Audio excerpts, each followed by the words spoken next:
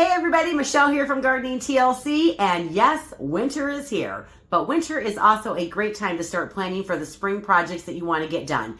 Today, we're going to talk about 15 spring blooming shrubs that you could add to your garden to bring beautiful, vibrant color in the spring, especially after a long, hard winter. So whether you're doing a renovation or maybe you have a new garden that you want to put in, a big garden, a little garden, hopefully one of these shrubs will speak to you and you'll want to add it to your garden. So let's dig in and get ready for spring together.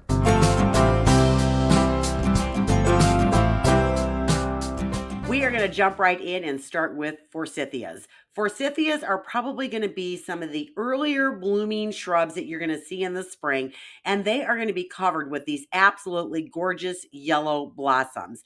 Once the blossoms are done, they're going to turn into this beautiful green shrub that is actually a really good backdrop shrub for a lot of other things to be in front of. I also like them because they will grow in both full sun and part sun. Now, this one here is the one from Proven Winners. It's going to grow in zone 5 through 8. This one here is the sugar baby, so it's a little bit shorter, only getting about 3.5 feet high by 3 feet wide. What I like about the Proven Winner forsythias, though, is that they really do have blooms from tip all the way to the bottom. They're absolutely stunning. Let me show you the next one, which is a little bit larger. If you're looking for a bigger forsythia, because maybe you want to put it on the edge of the woods, or maybe it's the back of the border or further away on your property, but you want something that's really going to have that beautiful green structure during the summer, but give you that fabulous show in the spring, well, this one is called Show Off, and it's going to grow 6 feet high by 6 feet wide. I really like forsythias. They're easy to grow. They're pretty dependable. And if you want to prune them, you're going to prune them right after they're done flowering. But if you're looking for a showstopper, I really think forsythia checks that box. Check out this beautiful shrub. A lot of you might not have ever heard of it before, but it's a deutzia. 10 years in the making to come up with these pink flowers. This is a very low growing, kind of a ground cover shrub. It's great on slopes. It has a nice mounding habit to it, only getting 2 by 2. Grows in full sun and part shade, so it solves a lot of problems. Let's take a look at the shrub overall. That is the neatest looking shrub, and I love the pink blossoms all over it. Grows in zone 5 through 8, and it's supposed to be deer resistant. Now, I have never grown this, but I'm thinking about getting a few of them and adding them along the edges of some of my borders where I have boulders and rocks lining like the pathways. And I think that these would be very charming there. These are also really nice looking if you plant them in mass. And again, they work really good on a slope. This is a double take scarlet quince from Proven Winners, and you will do a double take when you see it because the flowers on it look like camellias. It's a double flower that blooms in the spring. They're thornless, they're supposed to be deer resistant, and they don't produce any fruit. Once these guys are established, they are total survivalists because they are crazy drought tolerant. They're going to get 4 to 5 feet high and wide, and they're growing in zone 5 through 9. Let me show you some of the other colors as well. So I'm thinking about adding one of these to my garden. And if I do add one, this is the color that I want to get. This is the double take peach. Isn't that stunning? Oh yeah, I'm going to get one and add it to the garden. Then there's double take white. This one is very nice as well. And if you really want to add some drama, there's double take orange, and it is very, very vibrant. This is a low scape mound aronia. It gets covered with white flowers in the spring. It's only growing 3 by 3, so it's a great edging plant or a middle of the border. You could make a row of them. It does have a nice mounding habit to it, and the white flowers that cover it in the spring are great attractors for all your bees and your butterflies. It's a pretty compact plant, and I think the glossy green leaves on it when the flowers are all done is a really nice addition in the garden. And the bonus is in the fall, you get orange, kind of orange red leaves on it. So a nice little plant. If you've never grown one, I think that they're easy to grow. They're not deer resistant though. So if you have a lot of deer pressure, I wouldn't recommend this one. I haven't had any problems with them. So far, so good. So I would recommend this if you're looking for a really small shrub to tuck in, or if you're looking for an edging plant to create an edge in the bed. Here's another one that's easy to grow if you've got well-draining soil. This is a Daphne, and I like the variety called Carol Mackey. Now, these guys get anywhere from 3 to 4 feet high by 3 to 4 feet wide. They grow in this nice, pretty mound. They have a beautiful variegation on their leaf, and they are covered covered with this absolutely beautifully fragrant flower in the spring. It makes me think of a lilac flower, but it's different. They're just absolutely gorgeous. It has a really sweet smell to it. It kind of makes me think of a gardenia with maybe a twist of lime. They are easy to grow if you've got well draining soil. But I'm telling you, if you're thinking about even growing one of these and you're in zone 4 or 5, you got to find like a little microclimate or a little protected area to put this in, because winter winds will take this thing out faster than you can say your name. The first time I ever tried to grow them, I had so many that died on me until I figured out that I had to put it in a little protected area. And once I started doing that, oh, these were one of my favorite shrubs to plant. And I always tried to plant them someplace where you could actually smell the flowers, because they are worth smelling. I have to put lilacs on my list because lilacs are the backbone of spring bloomers. I love them. I can remember as a kid going into the backyard and picking lilacs for my mom for Mother's Day, because when you're little, you don't have any money to buy gifts. So we'd always go and pick my mom a bouquet of flowers, and we always went and picked lilacs. It was one of her very favorite flowers. So this one here is the Bloomerang from Proven Winners. It's a dwarf Korean lilac. It's supposed to be reblooming, but there's some things that you got to do to get it to rebloom. I've heard mixed results about it not reblooming, but one of the tricks to get it to rebloom is you want to fertilize twice. First, when you first start to see your lilac waking up, you want to fertilize it. And then when it's done blooming, fertilize it again. Also, if you go through a period of dry drought, you want to make sure you're getting water on your lilac so that it will produce and be healthy to push that second set of blooms out. And when you fertilize, don't use a fertilizer that's high in nitrogen. You actually want to use a fertilizer that's a little bit higher in phosphorus, because that's what's going to push the blooms. Versus nitrogen, it might just push a lot of green growth. There are a lot of lilacs out there. I like the bloomerangs because they're small enough to kind of tuck in anywhere. But if you want a larger old-fashioned lilac, go for it. There's pink, there's dark purple, light purple, white. So many different beautiful lilacs out there to choose from. I personally think every garden should have a lilac in it. I have added the Tiny Wine 9 bark to my list because I think that this one is an exceptional cultivar. Not only does it have the dark foliage of the plant itself, but it contrasts so beautifully with those white flowers that it gets in late spring. Now, the other thing I love about the Tiny Wine, though, is those flowers go up and down that stalk, and it has a lot of flowers when it's blooming. They're also pretty small, growing 3 to 5 feet tall and 3 to 4 feet wide. Zone 3 through 7. I planted this one in pots last year at the end of the driveway. Absolutely loved it. I paired it up with the bubblegum petunias, and the contrast between the foliage color and those petunias was fabulous. But if you're looking for a spring bloomer and a little compact shrub that you can tuck in someplace, I would look at maybe getting a Tiny Wine 9 bark. This is a Viburnum dentatum, and this is the blue muffin. I really like this little shrub. It grows between 3 and 5 feet tall.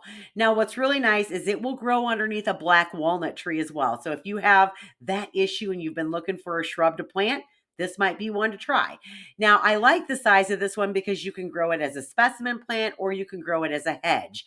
I think it's going to get 5 feet tall if you're growing it in full sun, probably more on the 3 foot side if you're growing it more in part shade.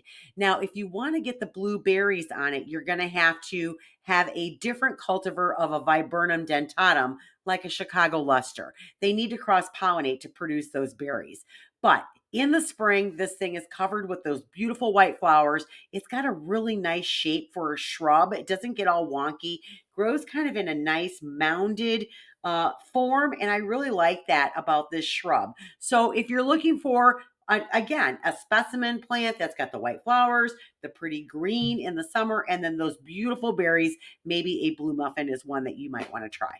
This is a Magnolia stellata, or a star magnolia. Now, this is not a tree. It is actually classified as a large shrub, no matter what that picture looks like.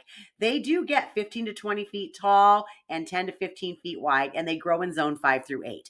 Now, here in zone 5 and probably in zone 6 too, if we get a late storm, because these are really early spring bloomers, I feel like the flowers are there one day and gone the next because a storm will take them out.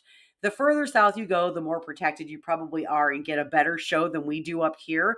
But if we don't get that late storm, these hold on for a couple weeks and they look absolutely fabulous. They're really early to bloom and they're white. And so it really adds this shine to the garden in the spring. Another one I really like is a mock orange. So this is a Philadelphia's. This one is called Snowbell. 3 to 4 feet high and wide. It grows in full sun or part shade. Now, the one thing about mock orange, they can't stand wet feet. So they do not want to be planted anywhere where they're in standing water that will take them out. The other thing is make sure you prune them right after they're done flowering. And if your bush starts to get scraggly, you can actually cut it back to the ground and rejuvenate it. I like the cultivar Snowbell because it's got a really good heat and cold tolerance. So here in zone 5 and even up to zone 4, this one can handle our winters. So it's got a nice citrusy scent to it and it gets a double white flower, usually right around mid to late spring, and it is covered, just covered with these fragrant blooms. When's the last time a plant completely surprised you? Well, this is an abelia, and this one's called Sweet Emotion. It grows all the way up in zone 4, so it can handle some pretty hefty cold in the winter, and that would be like minus 30. This shrub is very fragrant. It's got this beautiful two-tone pink and white blossom on it. It has like the smell of jasmine to it. I think it's a very elegant looking shrub. It's got beautiful fall foliage on it, and it's got a great structure through the summer. Another one I've added to my list is a mountain laurel. Now, mountain laurel grows in zone 5 through 9. I personally have never grown it. I think it's absolutely beautiful, though, when I look at the pictures. Now, the cultivar that they recommend the most is probably the one called Sarah. And they say that the Sarah, let me read it, is perhaps the best red budded strain of mountain laurel with red buds that open to pinkish red blooms that do not fade. It has a dense, rounded habit with dark green foliage, which provides year round protection for wildlife, and it tolerates more sun than other cultivars, and it's evergreen. Now, it's supposed to also be deer resistant. They say you can grow it in full sun or part sun, but beware, every part of this plant, the bark, the flowers, the seeds, the leaves, the roots, the stems, all of it, the sap, they're all deadly poisonous. Did you know that all azaleas are rhododendrons? But not all rhododendrons are azaleas. I am only going to be talking about azaleas because we're talking about spring bloomers. Rhododendrons have a tendency to bloom later, more like early summer. So here in zone 5, we grow, I like the Karen and I like the Stewartsonian. The Karen is this beautiful pink and the Stewartsonian is this big in your face orange. They grow 4 to 5 feet tall and wide, and they're rabbit resistant. And here we grow them in part shade. They're semi evergreen for us, and they're what we call a broadleaf evergreen. So they're not a needle, they're a leaf. A boxwood would also be considered like a broadleaf evergreen. Now, what's nice about azaleas here is they do need to be protected a little bit from the winter winds. You really don't have to prune them. Very few of them are getting 5 feet high. I think most of them get between 3 and 4 feet high and wide. The one thing here, though, is they will not grow in crappy soil. They need good, rich, draining soil. And if they don't get that, they croak every time you try to plant them. So here we need that for the azaleas to be able to flourish and thrive. Now, we're going to talk about some other azaleas in just a second. Now, this next azalea that I'm going to talk about is from the Northern Lights series, and it was developed so that we here in the north, all the way up to zone 3, could actually grow azaleas. Now, they can't grow the Karens and the Stewartsonians there. They aren't going to make it through the winter.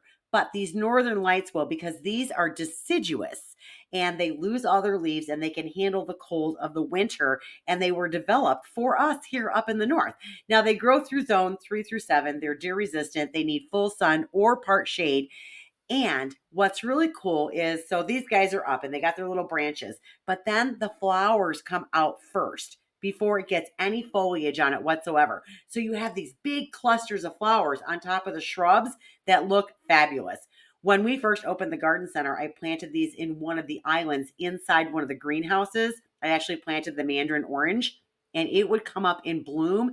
Oh my gosh, it was spectacular. I had to pull it out because some years I could get that color and some years I couldn't. And if I didn't have that color in the store, people would get angry because it was so gorgeous. So if you've never tried an azalea and you live further north and you want to try one, I would recommend the Northern Light series. Now, again, it still has to have great drainage. It's not going to do well in heavy clay. So you either have to do a raised bed or already have a good draining, rich soil. All right, I have 3 little bonus shrubs for you, and these are for people that live a little further south.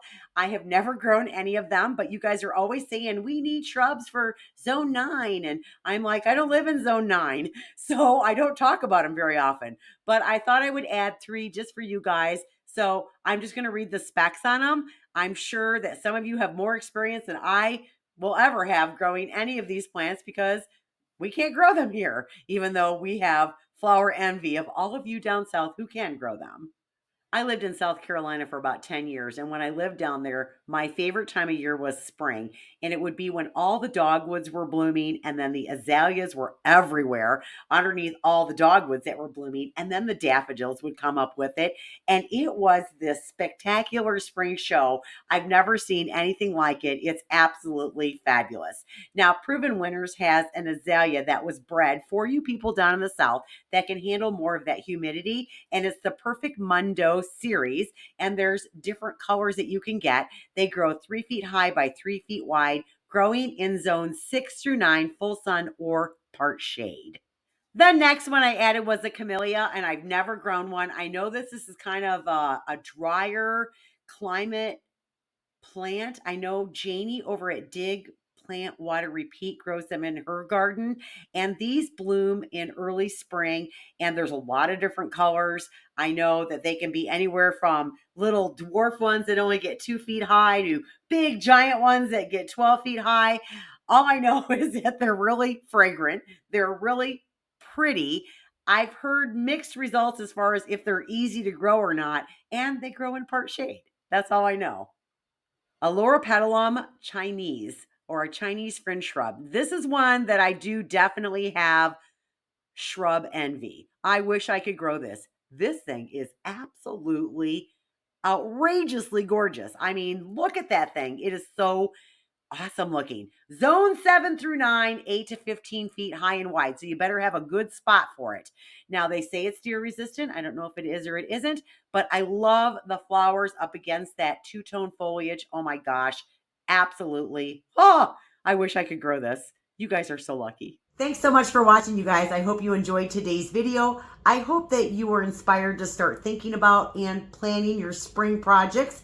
I know I can't wait to get out there and start gardening, but I'm going to plan. And as I'm planning, I'm going to bring you guys along with me. Stay tuned next week. We've got some design videos coming up of some of the plans that we've got for spring, so hopefully you'll be inspired by those. And don't forget, Garden Gab is going to be the 3rd Saturday of the month. And if you don't know what Garden Gab is, it's basically where we answer questions from previous videos. But while we're answering those questions, we share viewer submission pictures of your gardens. So we are looking for winter beauty in the garden right now in the month of January. So take a picture in a landscape format. Tell me who you are, where you live, what zone it is, what we're looking at, and send it to the email address right here. And we will share those pictures during Garden Gab. Also, don't forget, I will be in Madison on the 7th, 8th, and 9th. I will be speaking on shade gardening and high impact, low maintenance plants. I'll be speaking all 3 days. You can find that schedule on the internet. And if you live close and you want to check it out, come and see me. I'd love to meet you. That's all I've got for today, you guys. I hope you enjoyed the video. Stay warm out there and keep planning for spring. I'm Michelle. We'll see you later. Bye, everybody.